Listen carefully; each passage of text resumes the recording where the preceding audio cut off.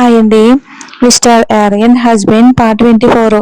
కోపంతో నేలపై కాలు బాదుతూ ఆరు వైపుకు కోపంగా చూసి, ఎంత పొగరుగా తింటుందో చూడు, త్వరలోనే నీకు ఒక గతి చూపించకపోతే నేను నిత్యానే కాదు అని మనసులో అనుకుంటూ వంటగది వైపుకు నడిచింది.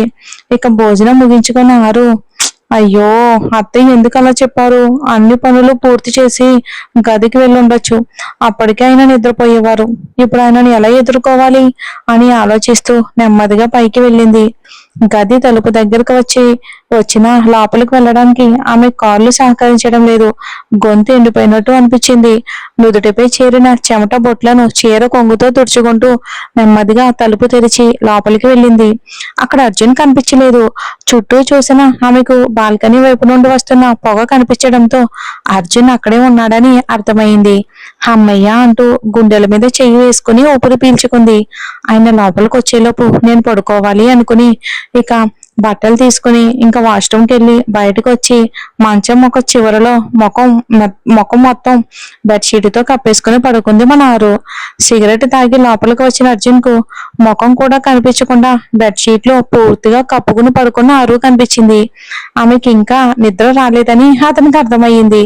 నేను వచ్చినప్పటి నుంచి ఎందుకు నా కళ్ళకు కనిపించకుండా తప్పించుకుంటుంది అని ఆలోచించిన అతనికి నిన్న రాత్రి ఆమెకిచ్చిన మొదటి ముద్దు గుర్తుకు రావటంతో అతని పెదవులపై చిరునవ్వు మెరిసింది. ఓహో, ఇదా విషయం. అందుకేనా నా కళ్ళకు కనిపించకుండా తప్పించుకుంటుంది.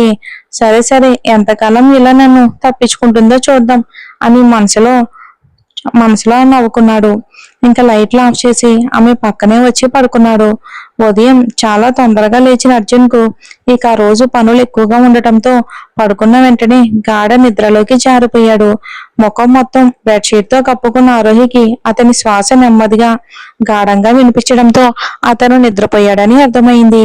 భయంగా నెమ్మదిగా తన ముఖంపై ఉన్న బెడ్షీట్ ను తొలగించి ఇక బెడ్షీట్ ని బిగ్గా కప్పుకుని పడుకోవడంతో ఆమె శరీరం మొత్తం కూడా ఒక్కసారిగా చెమటతో తడిచిపోయింది. నెమ్మదిగా బెడ్షీట్ ను తొలగించగాని ముఖంపై తాకిన చల్లటి గాలికి ఒక పెద్ద నిట్టూర్పు విడిచింది. మెల్లగా అర్జున్ వైపుకు తిరిగి అతని ముఖాన్ని చూసింది. నిన్న రాత్రి అతను తనతో ప్రవర్తించిన తీరు గుర్తుకు రావడంతో ఆమె ముఖం మొత్తం సిగ్గుతో ఎర్రబడింది.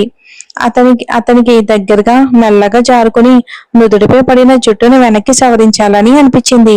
చెయ్యి ముందుకు చాపింది. అయ్యో వద్దు, ఒకవేళ లేస్తే అతను మళ్ళీ అని అనుకుని వెంటనే చెయ్యిని వెనక్కి తీసుకుంది. అలా అతని ముఖాన్ని చూస్తూ నా భర్త ఎంత అందంగా ఉన్నారో అని మనసులోనే గర్వపడింది. చూడ్డానికి ఎంత కఠినంగా కనిపిస్తారో, కానీ నిద్రపోతున్నప్పుడు ఆయన ముఖం ఎంత ప్రశాంతంగా ఉంటుందో. పెళ్లికి ముందు రోజు ఆయన ప్రవర్తన చూసి ఎంత భయపడ్డానో, నా నిర్ణయం తప్పైందేమో అని ఎంత బాధపడ్డానో. కానీ మీతో గడిపిన ఈ కొద్ది రోజుల్లో మీరు ఎంత మంచి మనసున్న వ్యక్తో అర్థం చేసుకోవడానికి నేను నా వంతు ప్రయత్నం చేస్తున్నాను. అత్తమ్మ చెప్పినట్టు మీరు మారిపోవటం నాకు అసలు ఇష్టం లేదు. మీరు ఎలా ఉన్నారో అలానే నాకు చాలా ఇష్టం. ఈ గంభీరమైన భర్త అంటే నాకు చాలా ఇష్టం అని సిగ్గుతో ముఖాన్ని చేతులతో కప్పుకుంది. అలా అర్జున్ ముఖాన్ని చూస్తూ నిద్రలోకి జారుకుంది. భర్త గురించి ఆలోచిస్తూ అతని వైపుకు చూస్తూనే నిద్రపోయిన ఆరోహికి అర్ధరాత్రి సమయంలో అకస్మాత్తుగా కింద పొట్టలో తీవ్రమైన నొప్పి మొదలయ్యింది. ఆ నొప్పితో కళ్ళు తెరిచిన ఆమె మెల్లగా లేచి అర్జున్ వైపుకు చూసింది. అతను గాఢ నిద్రలో ఉన్నాడు. అమ్మయ్య, ఆయనకు మేలుకు రాలేదు అని నిట్టూర్పు విడిచి బట్టలు తీసుకుని వాష్రూమ్కి వెళ్లి స్నానం చేసి బయటకు వచ్చింది. తడి జుట్టుకు టవల్ చుట్టుకుని పొట్ట పట్టుకుని బయటికి వచ్చిన ఆమెకు నొప్పి భరించలేనంతగా ఉంది. కళ్ళల్లో నీళ్లు తిరిగాయి. ఆరోహికి మొదటి నుంచే నెలసరి రోజుల్లో పొట్ట నొప్పి కాస్త ఎక్కువగానే ఉండేది. ఈ 3 రోజులు ఆమె చాలా నీరసంగా ఉండేది. అలాంటి సమయంలో ఆమె తల్లి ఎంతో జాగ్రత్తగా చూసుకునేది. కానీ ఈ రోజు నొప్పి మరింత ఎక్కువగా ఉండటంతో కళ్ళల్లో నీళ్లు నిండిపోయాయి. ఇక నా వల్ల కాదు, అత్తయ్య గదికి వెళ్ళాలి అని అనుకుంది. కానీ వెంటనే అత్తయ్య మందు వేసుకుని నిద్రపోయి ఉంటారుగా, ఇప్పుడు గట్టిగా పిలిస్తే ఇంట్లో అందరూ లేస్తారు. ఆ తర్వాత వీరు కూడా ఇంత చిన్న విషయానికి అని ఆలోచిస్తూ మళ్ళీ అక్కడే ఆగిపోయింది ఆరు. "ఉమ్, అయినా ఇంత చిన్న విషయానికి ఇంట్లో అందరినీ లేపాల్సిన అవసరం ఏముంది" అని మళ్ళీ ఆయన తిడితే వద్దు వద్దు అని అనుకుని నెమ్మదిగా గోడను పట్టుకుని బాల్కనీలోకి వచ్చి నేలపై కూర్చుంది. ఇక నొప్పిని భరించలేక ముఖాన్ని మోకాల్లో దాచుకుని నోరు మూసుకుని ఇక పాపం బాధతోనే ఏడ్చింది. బాల్కనీ నుంచి వచ్చిన చల్లటి గాలి ఇక అలా పడుకున్న అర్జున్ని తాకడంతో కళ్ళు మూసుకున్నట్టే బెడ్షీట్ కోసం చేయి చాచాడు. కానీ మంచం మొత్తం ఖాళీగా ఉండటంతో ఒక్కసారిగా కళ్ళు తెరిచి తన పక్కన చూశాడు. ఆరు కనిపించలేదు. వెంటనే లేచి కింద చాప వేసుకుని పడుకుందేమోనని చూశాడు. అక్కడ కూడా ఆమె కనిపించలేదు. గదిలో లైట్లు వేసిన అర్జున్ అరే ఈ అమ్మాయి ఎక్కడికి వెళ్ళింది అని బాత్రూమ్ దగ్గరకు వచ్చాడు. అప్పుడే బాల్కనీ వైపు నుంచి ఎవరో ఏడుస్తున్న శబ్దం వినిపించింది. అరే ఎవరో ఏడుస్తున్నట్టుంది అని వెంటనే బాల్కనీకి వెళ్ళాడు. అక్కడ చలికి వణుకుతూ నేలపై కూర్చుని ముఖాన్ని మోకాల్లో దాచుకుని ఏడుస్తున్న ఆరుని చూసి అతను బాధపడ్డాడు. వెంటనే ఆమె దగ్గరికి వెళ్లి తను మోకాళ్ళపై కూర్చుని ఆరు అంటూ ఆమె తలను మెల్లగా నివరాడు. అర్జున్ గొంతు వినగానే ఆమె తల ఎత్తి అతని ముఖాన్ని చూసింది. కానీ తన పరిస్థితిని ఎలా చెప్పాలో సిగ్గుగా అనిపించింది. వెంటనే కన్నీళ్లు తుడుచుకుని లేవడానికి ప్రయత్నించింది.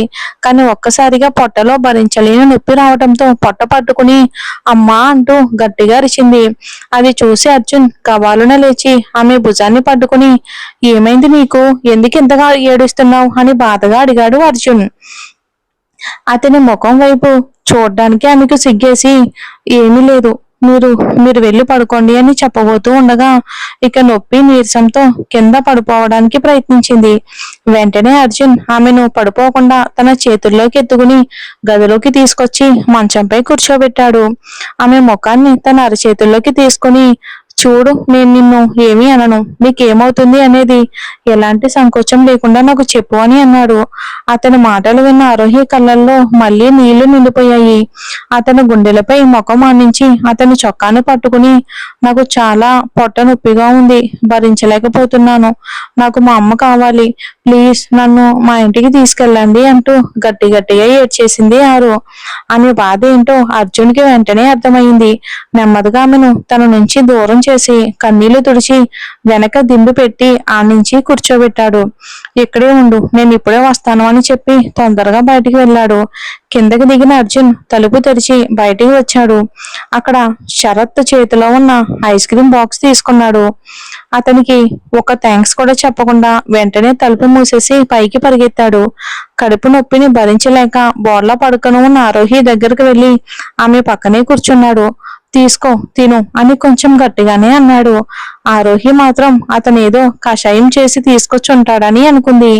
ఏదైనా సరే ముందు ఈ నొప్పి తగ్గితే చాలు అని అనుకుంటూ ముందుగా నెమ్మదిగా లేవబోయింది. అర్జున్ తన భుజాన్ని ఆమెకు ఆసరాగా ఇచ్చి కూర్చోబెట్టి ఆమె చేతిలో ఐస్ క్రీమ్ బాక్స్ పెట్టాడు. ఆ బాధలో కూడా ఐస్ క్రీమ్ బాక్స్ కనిపించగానే ఆరోహి ముఖం ఒక్కసారిగా వెలిగిపోయింది. అది అర్జున్ కంట పడకుండా లేదు. ఇంట్లో ఐస్ క్రీమ్ లేదు కదా, మరి ఇది ఎక్కడి నుంచి తెచ్చారు అనే ఆశ్చర్యం ఆమె మనసులో మెదిలింది. మళ్ళీ అడిగితే ఎక్కడ కోప్పడతారో అని ఐస్ క్రీమ్ బాక్స్ వైపుకు అర్జున్ ముఖం వైపుకు మార్చి మార్చి చూస్తూ ఉండిపోయింది. ఆమె మనసులో ఏం జరుగుతుందో అర్థం చేసుకున్న అర్జున్ ఏంటి అలా చూస్తున్నావు, నువ్వు అనుకున్నట్టు నాకు కషాయాలు అయ్యి చేయటం రాదు. నా ఫ్రెండ్స్ చెప్పారు అమ్మాయిలకి ఇలాంటి సమయంలో ఐస్ క్రీమ్ లేదా చాక్లెట్ తినాలి అనిపిస్తుందని, అందుకే తెచ్చాను. ఎక్కువగా ఆలోచించకుండా ముందు ఈ ఐస్ క్రీమ్ తినేసి ఇదిగో ఈ చాక్లెట్ కూడా తిను అంటూ పెద్ద చాక్లెట్ ఒకటి ఆమె చేతిలో పెట్టాడు. అతని మాటలు వింటున్న ఆరోహికి ఇదంతా నిజమా లేక కల అన్నట్టుగా అనిపించింది. ఏమైంది, అప్పుడప్పుడు ఇలా మతిపోయినట్టు అయిపోతావా అని అతని గట్టి గొంతు ఆరోహికి వినబడగానే ఇక ఈ లోకంలోకి వచ్చిన ఆరు తల వంచుకుని అతనిచ్చిన ఐస్ క్రీమ్ ని తినడం మొదలు పెట్టింది. ఆమె ఒకే ఊపులో తింటూ ఉండడాన్ని చూసిన అర్జున్ మెల్లగా తిను, నేనేమైనా అది లాక్కుని తినేస్తానని అన్నాడు. చల్లటి ఐస్ క్రీమ్ కడుపులో పడటం వల్లనో లేక తన కోసం అర్ధరాత్రి బయటికి వెళ్లి ఐస్ క్రీమ్ చాక్లెట్ తీసుకొచ్చిన తన కఠిన స్వభావం ఉన్న భర్త చూపిన ప్రేమ వల్లనో ఆరోహి కడుపు నొప్పి కాస్త తగ్గింది. చిన్నపిల్లల ఐస్ క్రీమ్ ని నోరంతా పూసుకుని ఆనందంగా తింటూ ఉంది. ఆమె ఐస్ క్రీమ్ తింటూ ఉండడాన్ని చూసిన అర్జున్ పెదవులపై చిరునవ్వు మెరిసింది. తినాల్సినంతా తిన్న ఆరోహి నెమ్మదిగా తలెత్తి నాకు చాలు అని చెప్పి తలదించుకుంది. ఆమె చేతిలో ఉన్న ఐస్ క్రీం బాక్సు స్పూను తీసుకున్న అర్జున్ ఆమె మిగిల్చిన ఐస్ క్రీం ను తానే పూర్తిగా తిన్నాడు. ఆమె ఎంగిలి అన్న భావన లేకుండా అతను తింటూ ఉండడాన్ని చూసి ఆరోహి మరోసారి ఆశ్చర్యపోయింది. నోరు తెరిచి తనని చూస్తూ ఉండిపోయిన ఆమెను గమనించిన అర్జున్, ఏయ్, మళ్ళీ ఏమైనా కలలు విహరిస్తున్నావా? నువ్వు అనుకున్నట్టు ఏమీ లేదు. పాపం శరత్ ఇంత రాత్రివేళ నేను ఒక్క మాట చెప్పగానే వెతికి మరీ ఐస్ క్రీం తీసుకొచ్చాడు. అది వృధా కాకూడదని తిన్నానంతే. ఇప్పుడు నీ కడుపు నొప్పి తగ్గుంటే పడుకో అని అన్నాడు. అతని ఒక్క చూపుకే భయపడిపోయిన ఆరు వెంటనే పడుకొని బెడ్షీట్ కప్పుకుంది. దాని లోపల నుంచే నిట్టూర్పు విడిచింది. తాను చెప్పిన మాటలను ఆమె నిజంగానే నమ్మిందని గుర్తొచ్చి, ఇక సరే, నమ్మింది అని మనసులోనే అనుకుని అర్జున్ కూడా ఇక నిశ్వాస విడిచాడు. మిగిలిన ఐస్ క్రీం తిన్న తర్వాత కిందకి వెళ్లి ఆరోహి కోసం తీసుకొచ్చిన చాక్లెట్ ను ఫ్రిడ్జ్ లో పెట్టి మళ్ళీ పైకొచ్చాడు. పైకొచ్చిన అతనికి ఆరోహి మళ్ళీ బోర్లా పడుకుని కనిపించింది. ఇక అర్జున్ లైట్లన్నీ ఆర్పి ఆమె పక్కనే పడుకున్నాడు. ఆమెను తన వైపుకు దగ్గరకు లాగుతూ ఉండగా ఆరు ఒక్కసారిగా భయంతో కళ్ళు తెరిచింది. ఆమె ఇంకా నిద్రపోలేదని అర్థమైన అర్జున్ భయంతో రెపరెపలాడుతున్న ఆమె కళ్ళని చూసి ఒక్క క్షణం ఆమె నుదుటిపై ముద్దు పెట్టాలి అనిపించినా ఆమె భయాన్ని గమనించి ఏమీ చేయకుండా చేతులు తల వెనక్కి పెట్టుకుని అలాగే పడుకున్నాడు. అయ్యో, ఇప్పుడు ఏం చేయబోతున్నారు అనే భయంతో ఆరోహి అతనికి వీపు చూపిస్తూ తిరిగి పడుకుంది. ఆమె తన వైపుకు వీపు తిప్పుకుని పడుకోవటం, ఆమె చెయ్యి కడుపుపై ఉండడం గమనించిన అర్జున్ ఆమె వైపుకు తిరిగి నెమ్మదిగా ఆమెను తన దగ్గరికి లాక్కున్నాడు.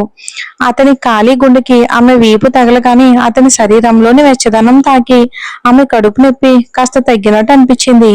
ఆమె నిశ్శబ్దంగా ఉండడాన్ని గమనించిన అర్జున్ ఆమె కడుపుపై ఉన్న ఆమె చేతిని మెల్లగా పక్కకు జరిపి ఇక తన తన కడుపుపై ఆమె చేతి నుంచాడు. ఆ స్పర్శకు గిలిగింత వేసినట్టుగా అనిపించి ఆరోహి నవ్వుతూ, అయ్యో, ఏం చేస్తున్నారు, మీ చెయ్యి అని చెప్పబోతూ ఉండగా అర్జున్ ఆమె పెదవులపై వేలు ఉంచి, నీ అనుమతి లేకుండా నేనేమి చేయను, నిశ్శబ్దంగా పడుకో, నొప్పి తగ్గకపోతే హాస్పిటల్కి వెళ్దాం అని మృదువుగా అన్నాడు. అర్జున్ చెప్పిన మాటలకు ఆరోహి మౌనంగా మారింది. ఒక్క మాట కూడా మాట్లాడకుండా కళ్ళు మూసుకుని పడుకుంది. చూద్దాం మరి ఏం జరుగుతుందో. ఇలాంటి హస్బెండ్స్ ఉంటారా రియల్ గా బయట? అదే మనం అడిగితేనా, నోరు మూసుకుని పడుకోండి అని అంటారు. నిజమా కాదా మీరే కామెంట్ చేయండి.